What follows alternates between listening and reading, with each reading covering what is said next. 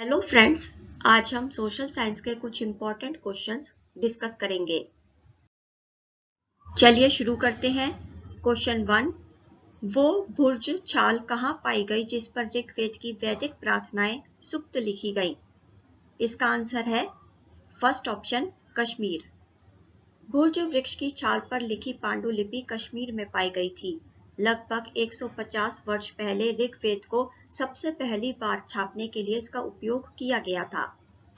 Question 2, निम्नलिखित में से कौन सी तमिल कृति हमें आम पुरुषों और महिलाओं के जीवन के बारे में सूचित करती है? इसका आंसर है फोर्थ ऑप्शन, पेरिया पूर्णम। यद्यपि शिलालेख हमें राजाओं और शक्तिशाली पुरुषों के बारे में बताते हैं, लेकिन 12th century Tamil work Periya Puranam हमें सामान्य पुरुषों और महिलाओं के जीवन के बारे में बताता है। क्वेश्चन 3, निम्नलिखित में से कौन से कथन प्रख्यात महाकाव्य शिल्पदिकारम के विषय में सही है? ए, यह इलांगो द्वारा रचित है। बी, यह तमिल भाषा में रचित है। सी, इसमें कोवलन और माधवी की बेटी की कहानी है। डी, इसकी रचना लगभग 500 वर्ष पूर्व की गई। इस क्वेश्चन का सही आंसर है first option, A and B only, यानी ए और बी दोनों स्टेटमेंट्स सही हैं। Silappadikaram was composed by Ilango and it was composed in Tamil language. Question 4, दी गई विशेषताओं के आधार पर खगोलीय पिंडों के प्रकार पहचाने। ए, वे गैसों द्वारा बने हुए हैं। बी, उनकी अपनी रोशनी और गर्मी होती है। सी, वे बड़े और गर्म होते हैं। इस क्वेश्चन का सही आंसर है सेकंड ऑप्शन, स्टार्स यानी तारे। खगोलीय पिंड बड़े आकार वाले और गर्म होते हैं। ये गैसों से बने होते हैं। इनके पास अपनी ऊष्मा और प्रकाश होता है, जिसे वे बहुत बड़ी मात्रा में उत्सर्जित करते हैं। इन खगोलीय पिंडों को तारा कहते हैं। सूर्य भी एक तारा है। क्वेश्चन 5, किस गवर्नर जनरल ने घोषणा की थी कि बहादुर शाह जफर अंतिम मुगल राजा होंगे? इस क्वेश्चन का सही आंसर है सेकंड ऑप्शन, कैनिंग।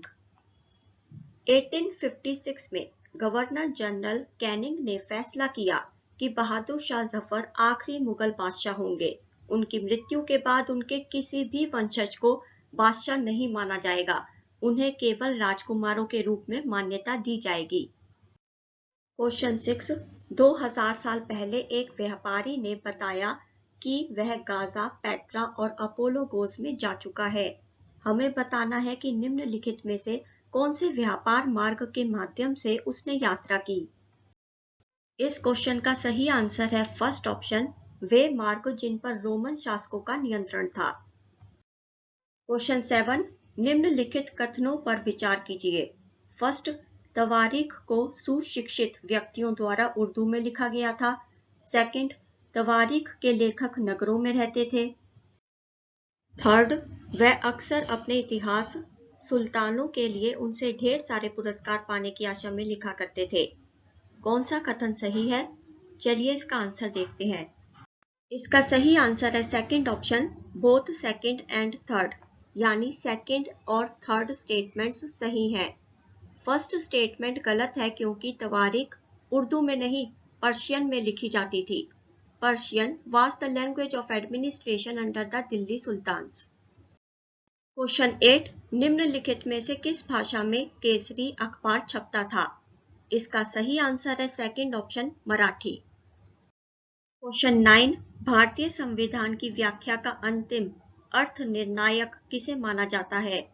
इसका सही आंसर है थर्ड ऑप्शन, जुडिशियरी यानी न्यायपालिका। यदि ऐसा माना जाता है कि पार्लियामेंट ने जो लॉज पास किए हैं वे संविधान की मूल संरचना का उल्लंघन करते हैं, तो संविधान के फाइनल इंटरप्रेटर के रूप में न्यायपालिका के पास संसद द्वारा पारित उन विशेष कानूनों को रद्द करने की शक्ति है। इसलिए जुडिशरी को कॉन्स्टिट्यूशन का फाइनल इंटरप्रेटर माना जाता है। क्वेश्चन 10, भूमध्य सागरीय वनस्पति निम्नलिखित में से कौन से क्षेत्र में पाई जाती है? ए, मध्य अमेरिका में। बी, संयुक्त राज्य अमेरिका के कैलिफोर्निया में। सी, दक्षिण पश्चिमी ऑस्ट्रेलिया में। डी, दक्षिण पश्चिमी अफ्रीका में। सही विकल्प का चयन कीजिए। इसका सही आंसर है third option B, C and D. ये वेजिटेशन अधिकतर यूरोप, अफ्रीका और एशिया के भूमध्य सागर के समीप वाले प्रदेशों में पाई जाती है, इसलिए इसका नाम मेडिटेरेनियन वेजिटेशन पड़ा। ये वनस्पतियां भूमध्य सागर के बाहरी प्रदेशों जैसे संयुक्त राज्य अमेरिका के कैलिफोर्निया, दक्षिण पश्चिमी अफ्रीका, दक्षिण पश्चिमी दक्षिण अमेरिका और दक्षिण पश्चिमी ऑस्ट्रेलिया में भी पाई जाती है। क्वेश्चन 11, निम्नलिखित में से किसका संबंध जातिगत भेदभाव के विरुद्ध आंदोलन से था? इसका सही आंसर है फर्स्ट ऑप्शन सतनामी आंदोलन। मध्य भारत में सतनामी आंदोलन की शुरुआत घासीदास ने की, जिन्होंने चमड़े का काम करने वालों को संगठित किया और उनकी सामाजिक स्थिति में सुधार के लिए आंदोलन छेड़ दिया। क्वेश्चन 12, पहले के पुरा स्थलों में से एक पुरा स्थल बुर्ज होम में खाना पकाने के लिए चूल्हों के चिन्ह मिले हैं। बुर्ज होम में ये कहाँ मिले हैं, हमें ये बताना है। इसका सही आंसर है third option both inside and outside the huts, यानी चूल्हों के चिन्ह झोपड़ियों के अंदर और बाहर दोनों जगह मिले हैं। पुरातत्वविदों को झोपड़ियों के अंदर और बाहर दोनों ही स्थानों पर आग जलाने की जगहें मिली हैं। ऐसा लगता है कि लोग मौसम के अनुसार घर के अंदर या बाहर खाना पकाते होंगे। क्वेश्चन 13, ईस्ट इंडिया कंपनी के दौरान नील खेती की निज व्यवस्था के किसानों के लिए अपनी अलग समस्याएं थीं। उन्होंने निज व्यवस्था के परिणाम स्वरूप निम्नलिखित में से किन समस्याओं का सामना किया? इस क्वेश्चन का सही आंसर है फर्स्ट ऑप्शन, जो नील की फैक्ट्री के आसपास रहते थे उन्हें उनकी जमीनों से हटवा दिया गया। प्लांटर्स को नील की खेती करने के लिए लार्ज एरियाज की जरूरत थी। इस तरह की जमीनें उन्हें कहाँ मिल सकती थीं, इसलिए उन्होंने नील की फैक्ट्री के आसपास लीज पर जमीन लेने के प्रयास किए और वहां के किसानों को हटवा दिया। क्वेश्चन 14, दी गई विशेषताओं के आधार पर देशांतर यामोत्तर पहचाने। ए, इस रेखा का मान 0 डिग्री है। बी, यह उत्तर ध्रुव से दक्षिण ध्रुव की ओर जाती है। सी, यह ग्रीनविच के मध्य से जाती है। सही विकल्प चुने। इस क्वेश्चन का सही आंसर है fourth option prime meridian. Question 15, एक बच्ची बढ़ते हुए वायु प्रदूषण से चिंतित होकर पूछती है कि क्या उसके मौलिक अधिकार का उल्लंघन किया गया है। चर्चा से पहले आप उसे निम्नलिखित में से भारतीय संविधान का कौन सा अनुच्छेद पढ़ने के लिए कह सकते हैं? इस क्वेश्चन का सही आंसर है सेकंड ऑप्शन आर्टिकल 21। अनुच्छेद 21 में प्रत्येक नागरिक को जीवन का मौलिक अधिकार दिया गया है और इसमें स्वास्थ्य का अधिकार भी शामिल है। Question 16, who acts as a panchayat president. Panchayat अध्यक्ष के रूप में कौन कार्य करता है? इसका सही आंसर है थर्ड ऑप्शन, अन्य वार्ड सदस्यों द्वारा चुना गया एक वार्ड सदस्य। एक ग्राम पंचायत कई वार्डों यानी छोटे क्षेत्रों में बटी हुई होती है। प्रत्येक वार्ड अपना एक प्रतिनिधि चुनता है जो वार्ड पंच के नाम से जाना जाता है। इसके साथ पंचायत क्षेत्र के लोग मिलकर सरपंच को चुनते हैं, जो पंचायत का मुखिया होता है। वार्ड पंच और सरपंच मिलकर ग्राम पंचायत का गठन 5 साल के लिए करते हैं। क्वेश्चन 17, एक तमिल शब्द जो 3 राजवंशों चोला, चेरा और पांड्या के प्रमुखों के लिए उपयोग होता था, वह है। इस क्वेश्चन का सही आंसर है फोर्थ ऑप्शन मूवेंदार। संगम कविताओं में मूवेंदार की चर्चा मिलती है। यह एक तमिल शब्द है जिसका अर्थ 3 मुखिया है। इसका उपयोग 3 शासक परिवारों के मुखियाओं के लिए किया गया है। ये थे चोल, चेरा तथा पांड्या, जो करीब 2300 साल पहले दक्षिण भारत में काफी शक्तिशाली माने जाते थे। क्वेश्चन 18, निम्न में से कौन सा अलवण जल का स्रोत नहीं है? इसका आंसर है फर्स्ट ऑप्शन ओशन यानी महासागर।